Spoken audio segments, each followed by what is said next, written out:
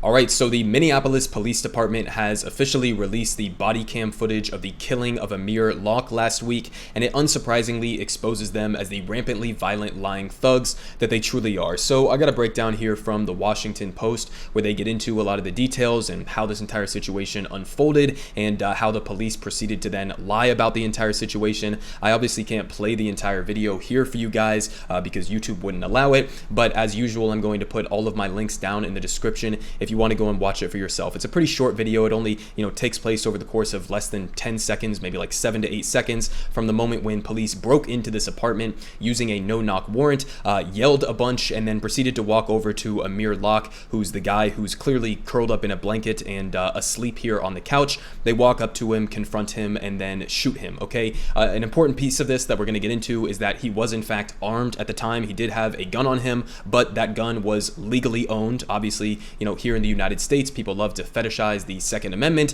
and it just so happens that, as usual, the Second Amendment doesn't seem to apply to black people, apparently. So let's just go ahead and get into the details of this, because it really just gets worse and worse the more we get on. So they say in a news conference on Wednesday, Huffman said the officers, and when they're talking about Huffman, they're talking about the Minneapolis police chief here.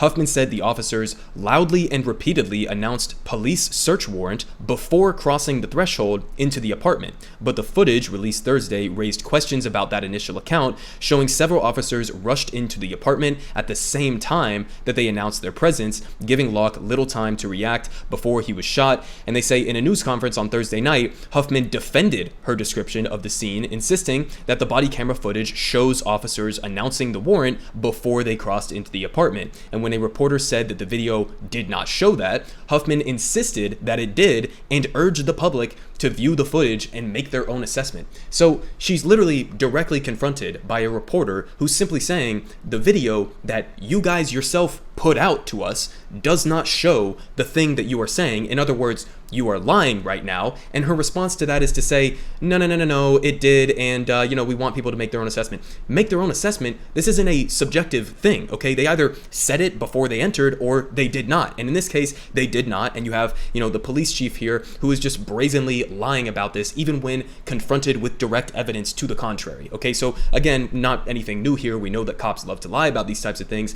but it's just, kind of ridiculous to see that happen in real time as they're presented with contradictory evidence, okay? But they continue saying that although the footage appears to show the barrel of Locke's gun aimed toward the ground, Huffman said that it was aimed toward an officer who was conveniently out of frame, and she said, quote, "The officer had to make a split-second decision to assess the circumstances and determine whether he felt like there was the threat of imminent harm, great bodily harm, or death," Huffman said. Ultimately, that decision of whether that threshold was met will be examined by the county attorney's office that reviews the case. So I wonder what kind of, review they're going to come up with in this circumstance. The problem here is that it doesn't matter if the officer feared for his life in this situation. How the fuck do you think Amir Locke was feeling in this situation, okay? If anything, you could make a good faith argument that Amir Locke would have been justified in shooting the officers as they were breaking into this apartment unannounced in the middle of the morning as he's asleep on the couch, and he has a gun in his hand, legally owned gun, and he doesn't even point it at any of the officers, okay? As they said, the video shows that he maybe had it and it was pointed at the ground. He's waking up to this entire chaotic situation, and in less than like 7 to 8 seconds, the police already broke in and shoot him dead. I mean, like, what is the argument here? That they had to make a split-second decision? Yeah, they had to make a split-second decision because of the situation that the police officers created by doing this no-knock warrant in the first place. So you can't claim self-defense from the perspective of somebody who is breaking into a fucking apartment, okay? That's the reality here. It makes absolutely no sense to classify this as though the police were the ones who were under threat. You were breaking into the apartment, and this guy who had a legally owned gun was holding it in his hand, trying to figure out what the fuck was going on around him, okay? So it's just, absolutely wild that they still frame this as though it was the police officers who were under threat instead of being the threat themselves. But they continue here saying, Minneapolis police on Thursday identified the officer who shot Locke as Mark Hanneman, who joined the force in 2015 and started working on the SWAT team in 2020, and personal records released by the city shows that he has been the subject of 3 complaints since his hiring, all closed without any discipline, very unsurprising. But officials said that Hanneman has been placed on administrative leave while the shooting is being investigated. And they say Huffman confirmed Thursday that Locke was not the subject of the warrant and that police were still gathering information about why he was at the scene. So again, he's not even the guy that they were looking for as a part of this warrant. But they say asked why police had initially described Locke as a suspect, which is what they did in their press release, okay, calling him a suspect instead of a victim in this entire situation. But they say Huffman blamed a lack of information in the immediate aftermath of the shooting, although a police incident report made public Thursday appears to indicate that officers at the scene knew Locke's identity within a half hour of the shooting. So yet again, another brazen lie where they are saying, oh, well, we didn't know that he wasn't a suspect. He was actually a victim in this circumstance. But it turns out, yes, they actually did know that nearly immediately, okay, in less than an hour after the entire situation unfolded. But they continue saying that in a statement, Crump and Storm said Locke was licensed to carry a firearm. That's his legal representation, and has several family members in law enforcement. And Crump likened the case to the killing of Breonna Taylor, the 26-year-old black woman who was fatally shot by Louisville police as they executed a no-knock warrant at her apartment in 2020. So clearly, these no-knock warrants are a bit of a problem. And here's the real kicker at the end of all of this, okay?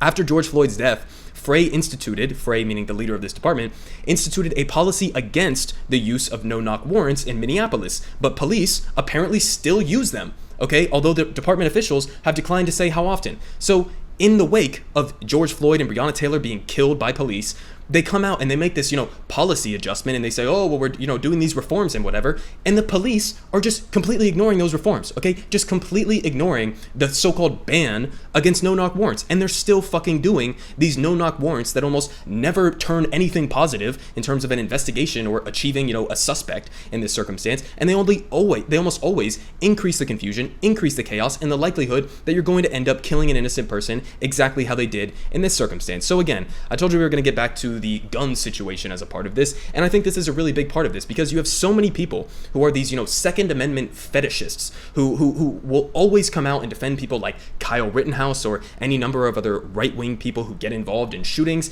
And then when it comes to a black man, okay, the Second Amendment apparently never applies to a black man, but when it comes to a black man who legally had a gun and was asleep on the couch when people broke into his apartment or broke into an apartment where he was sleeping, then suddenly Second Amendment stand your ground, defend yourself, apparently doesn't apply. And the NRA was, conveniently quiet in the aftermath of this entire situation, as pointed out here by Ryan Grimm. He says NRA silent as Amir Locke slain by police for having a gun that he legally owned. Gun rights groups rarely stand up for black gun licensed owners. And so, he actually followed this up with a tweet that I just saw that came out where the NRA did respond to him and said, we have no comment on the situation. So again, you just see the hypocrisy here, the double standard. When it comes to black people, there is a completely different standard for what it means to have a gun, right? This is one of the justifications we hear all the time from police. They say, oh, I thought he had a gun, or he had a gun on him when I shot him. That in and of itself is not a justification if the Second Amendment is a thing that exists, okay? If we have a right to bear arms, specifically designed, apparently, to be a right to bear arms against an oppressive state force, then they turn around and they use that as a justification, okay? The presence of a gun or a firearm, legally or not legally owned, they use that as a justification to go and kill people, okay? That's not a justification, all right? But again, there's a double standard here when it comes to black people versus white people, as usual within, law enforcement in the United States. Now, again, they're coming out and they're saying, oh, now we're going to ban the use of no-knock warrants. Oh, this time, even though, last time we also said that we were going to ban those no-knock warrants, this time we're going to really do it apparently. So as pointed out here by the New York Times, they say Minneapolis suspends no-knock warrants after police killings. Okay, so again, do I believe them? Absolutely not. There's no reason to. They just proved that they are fully willing to come out here and lie about these changes in their policies and not actually do anything substantive. So, pretty much just surface level responses to these types of things that we see all the time. Can't imagine anything is going to substantively change from within this department, but we also had people who were showing up in the streets to protest. You can see here pretty large protests. I mean, that's a lot of people that are showing out in Minneapolis who are protesting against this entire situation. But again, I mean, we saw this during the George Floyd protests as well in Minneapolis, where they actually straight up torched a police precinct, which I think was kind of based and justified somewhat. But, at the end of the day, I mean, we can go out there and protest all we want, but what is it going to materially return at the end of the day? I mean, we went through a summer of the largest largest civil rights protests in the history of the country, and we ended up with police budgets that are only increasing, even though defund the police was a valid and just movement. We never actually saw any major police departments get defunded or change structurally in any way. So, I mean, we really still need to keep pushing, and we really still need to actually follow through on these demands and make sure that these police departments are not just completely expanding and continuing on the exact same trajectory that they have been on. But that's exactly what has been happening under the Joe Biden administration, especially funding to police departments has been significantly, exponentially escalating. So, again, just completely not actually doing the reforms or not actually doing any of these structural changes that are needed in all of these situations. But just to finish this off, to give you guys a reminder on this entire situation and who's at fault here, as pointed out by Radley Balco, he says, "You're going to hear a lot that we can't fault this officer for making a split-second decision under volatile conditions." And he says, "Remember, the police created those conditions. They deliberately created chaos and confusion and then killed Amir Locke for being confused." So, yeah, I mean, that's obvious. At the end of the day, we should ban these no-knock warrants. I think that's the absolute bare minimum. You're going to need to pass some actual legislation at the federal level to ban the use of no-knock warrants. I mean, basically what you're saying is, should a government-sanctioned death squad be able to break into people's apartments unannounced and proceed to commit murders and then not be held accountable because they get to turn around and say, oh, I feared for my life in this massively chaotic situation that I myself created. Okay, so